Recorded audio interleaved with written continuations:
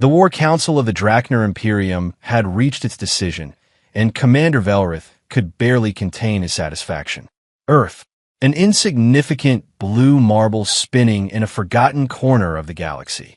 Population, 7 billion soft, squishy bipeds who had barely figured out how to escape their own atmosphere. Military capability, laughable. Threat level, approximately 0.001%. This would be easier than the Centauri campaign, and those poor fools had surrendered after witnessing a single dreadnought. Velrith stood before the holographic display aboard his command ship, the Crimson Fong, watching the third planet of an unremarkable yellow star grow steadily larger. Around him, the bridge crew worked with cold efficiency, scaled fingers gliding across control panels that hummed with lethal intent. "Sir, we have confirmed visual on all major population centers," reported Lieutenant Cax, his voice heavy with boredom. "Primitive infrastructure, chemical fuel vehicles, wireless communication networks a hatchling could decrypt. Do we truly need a formal declaration of conquest?" Velrith chuckled, a sound like stone grinding against stone. "Protocol demands it, Lieutenant. Besides, I want to see their faces when they realize what is about to happen." He had studied the reconnaissance reports thoroughly. These humans, as they called themselves, were a species that had spent more time fighting one another than preparing for external threats.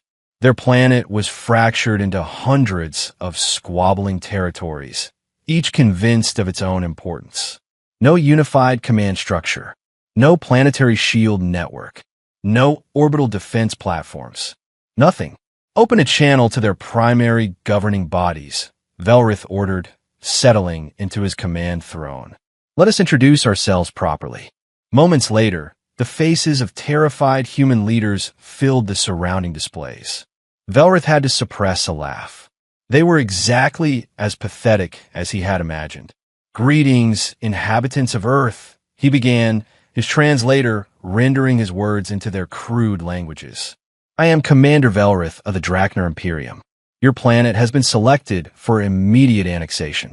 You have one solar rotation to surrender unconditionally, or we will initiate pacification protocols. Any resistance will be met with overwhelming force. This is not a negotiation. This is a courtesy notification."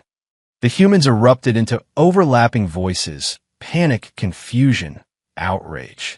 One of them, an older male with white hair, stepped forward. "You cannot simply invade a sovereign world. We have rights. We have laws. We will defend ourselves." Oh, this was delightful. "Defend yourselves?" Velrith leaned forward, eyes gleaming. "With what? Your flying metal tubes that barely break the sound barrier? Your explosives that cannot even scratch our shields? Please, by all means, defend yourselves. I could use the entertainment." He cut the transmission before they could respond and turned to his tactical officer. "Deploy the first wave. Target their military installations. Let us demonstrate what real power looks like." The Crimson Fong trembled as fighter squadrons launched from its hull, streaking toward the planet like meteors of destruction. Velrith watched with satisfaction as the bombardment began. Bases bloomed into firestorms. Aircraft were vaporized before takeoff. Warships burned and sank in their harbors. "Sir, we are receiving incoming fire," Cax reported, sounding mildly disappointed. "Projectile weapons, explosive warheads. None are penetrating our shields." "Of course not. Continue the assault. I want their surrender within 6 hours." Then something unexpected happened. The resistance did not collapse. It intensified. Human soldiers did not flee. They charged. When their weapons failed, they used whatever they could find. Rocks, metal bars, debris. When one fell, 3 more replaced them. When a military position was destroyed, civilians emerged with improvised explosives. "Sir, we are experiencing higher than expected casualties in Sector 7. Another officer reported, confusion creeping into his voice. "The humans are employing unconventional tactics. Urban concealment. Ambushes. They refuse to engage in standard formations." Velrith frowned. "Increase firepower in that sector. Show them the cost of defiance." Orbital bombardment intensified, but something was wrong. By now, any rational species would have surrendered. The humans did not. They adapted. Commander, we have lost contact with Ground Team 12, Cax said, boredom replaced by unease. Last transmission indicates an ambush within an underground tunnel network. The humans collapsed the entrance, trapping our forces. What? Velrith snapped. How did they know our deployment coordinates? Unknown, sir. But similar tactics are appearing across multiple engagement zones. They are observing our patterns, identifying our weaknesses. Velrith rose from his throne, confidence faltering for the first time. They are primitives. They should not be capable of this level of coordination. Sir, incoming transmission from human leadership. They request communication. Put them through. The same white-haired human appeared. Only this time, he was not afraid. He was smiling. Commander Velrith, thank you for the warning. We have had nearly 24 hours to prepare.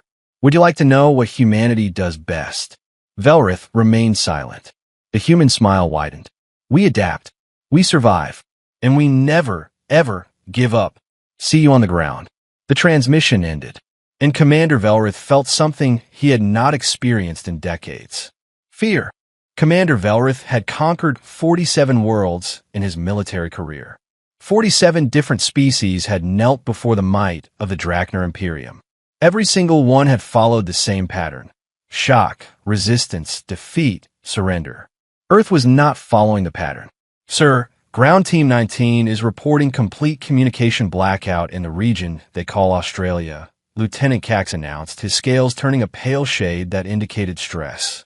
Last thermal scans showed human forces numbering in the thousands, converging from all directions. They're using some kind of reflective material to confuse our targeting systems. Velrith slammed his fist on the command console. 3 days. 3 days since the invasion began, and instead of a conquered planet, he had a nightmare. His ground forces were scattered across 6 continents, facing an enemy that refused to fight like any civilized species should. How many troops have we lost? He asked, though he dreaded the answer. Confirmed casualties are at 18%, sir.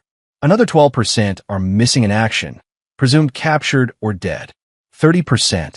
30% of his invasion force, crippled by a species that had not even achieved interstellar travel. Sir, you need to see this. Cax transferred a recording to the main display. It showed a small human settlement, maybe 200 individuals. His troops had surrounded it completely, weapons ready. Standard pacification scenario.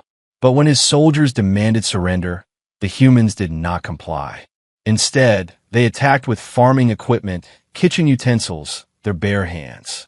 The Drachner troops, confused by such irrational behavior, hesitated. That hesitation cost them everything. The humans overwhelmed them through sheer numbers and ferocity, capturing weapons and turning them against the remaining soldiers. They are insane, Velrith whispered. Every single one of them is completely insane. Sir, incoming message from the surface. It is from one of our captured officers. The screen flickered, showing Captain Morth, one of Velrith's best tactical commanders. He was bound to a chair in what looked like a concrete room.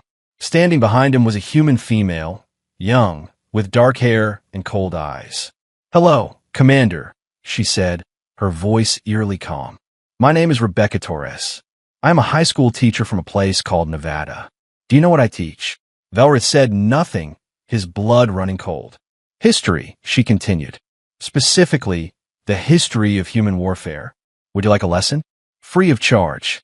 She walked around Morth, trailing her fingers across his shoulder. He flinched. Humans have been fighting each other for our entire existence. We have perfected thousands of ways to kill, to survive, to win against impossible odds. We fought with sticks and stones, then bronze and iron, then gunpowder and steel, then atomic fire and digital warfare. We have never stopped fighting. Not for one single generation. She leaned down, looking directly into the camera. You made a mistake, Commander.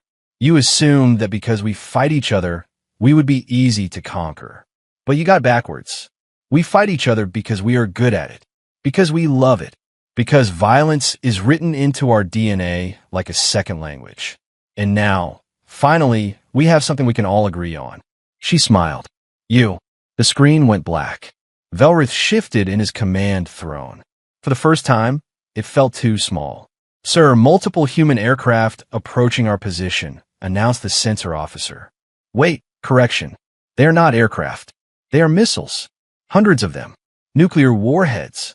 Shields up. Point defense systems, engage." The Crimson Fong rocked as the first wave hit. The shields held, but barely. More missiles followed, wave after wave, each one coordinated to strike at slightly different angles and timings. The humans were testing his defenses and finding weaknesses. Shield integrity at 60%. 50. We need to gain altitude. Do it. Get us out of range. But as the ship began to climb, something else happened. Ground-based weapons, railguns, opened fire. Solid projectiles moving at hypersonic speeds slammed into the underside of his vessel. The humans had built them in just 3 days, using capture technology and their own terrifying ingenuity. Hull breach on decks 4 and 5. Fire suppression systems activated. Velrith made his decision. Recall all ground forces.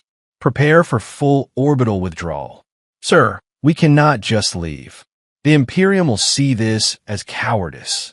The Imperium can come here themselves if they want this cursed planet." Velrith roared. "Send the retreat signal. Now." As his surviving troops scrambled back to their dropships, Velrith looked down at Earth. Fires burned across its surface. Cities lay in ruins.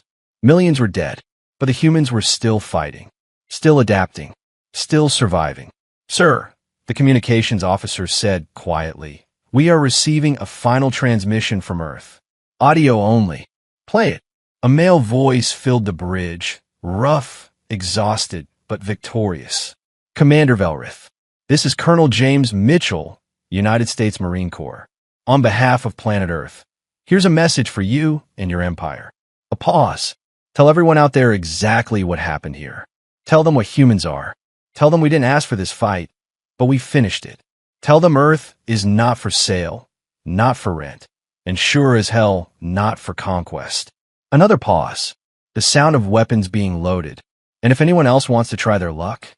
Silence. "We'll be waiting." The transmission ended. Velrith stared at the planet as his ship limped into the darkness of space. He would write his report. He would tell the Imperium everything. But one truth would haunt him forever. They had not invaded a primitive world. They had poked a sleeping predator. And humanity was now awake. If this story entertained or taught you something, please like and subscribe to our channel. It really helps us grow and bring you more stories like this. Thanks for watching, and see you in the next story.